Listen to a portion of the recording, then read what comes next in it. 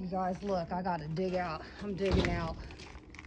Eesh, it's about a foot or more, foot and a half.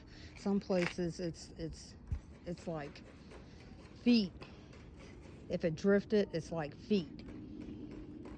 Some places it's less. It just depends on how the snow feels. But I'm digging myself out little by little. I'm all I got, so.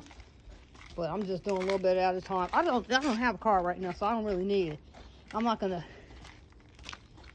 But it keeps me strong. Doing work like this will keep me strong. But anyway, I'm just gonna do part of this driveway to the street because so I can walk and stuff like that and just have a pathway.